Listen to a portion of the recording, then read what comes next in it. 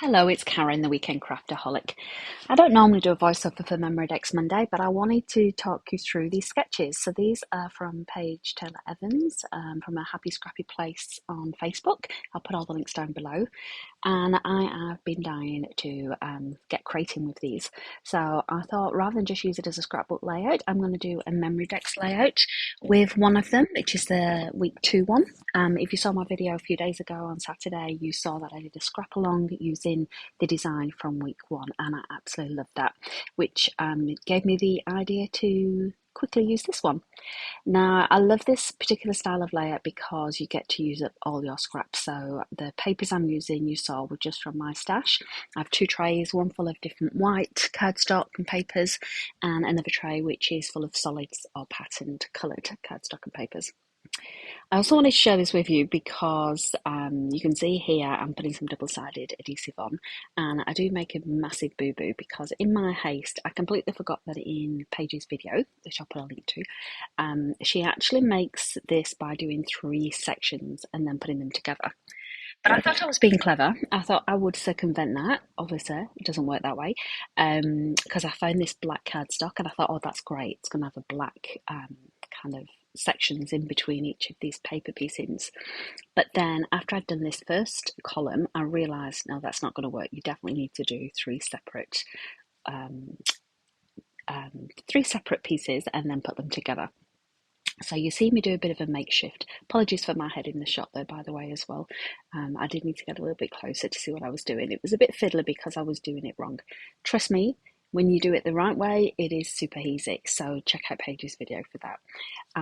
But I do still love the overall effect. And I've not done a Memorydex for a little while, so I definitely wanted to get back into it and do that. So this is where I decided to make it a bit easier on myself, and you see this how easy and quicker it is just by filling up this these sheets. But then I was left with the problem that I'm not going to have a full solid black background. So you'll see what I do with that later. But just to recap, this is a great way of using up your scraps. So definitely give it a go. I know everyone's got scraps. Don't try and convince me you don't, because I know everyone has scraps in their stash. All right, so double-sided tape, definitely would recommend. The pieces that I put on this weren't full pieces, which is why you see me add a little bit of glue in some of the areas. And I also didn't do it as regimented with the sizes. Paige has got the list of all the different size strips she used, but I just did random ones. Again, because it's a smaller Memorydex and not a big 12 by 12 scrapbook layout. But I will absolutely be doing this as a 12 by 12 layout at some point, but I wanted to play catch up. I've been off and absent for a little while from my craft room, so this was a great way of getting back in without taking up too much time. Okay, let's get back to the Memorydex card. So I had a bit of a problem then because of the way this looked, so I decided I'm going to fill the little gaps with some glitter. It's not something I use very often. Probably like most people have had it for years, and you know, just one of those things that you're not going to get rid of, but you don't make much use of. So I decided to use this one.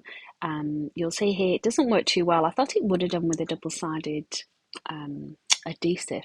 Some places it did stick okay, but then when I did add the extra glue, I thought it's not going to be able to, it's not going to be an even spread and nice consistent in between the papers, because obviously I got some of the glue on the papers as well. So I thought I'd go for the full on, let's make it look as though it was intentionally messy look.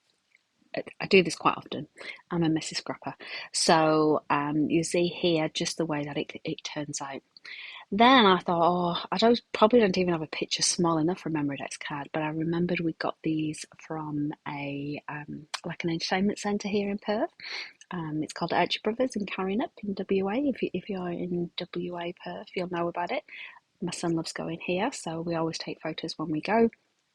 And they were the perfect size for this. I think they might have been 1 inch by half an inch, I can't remember.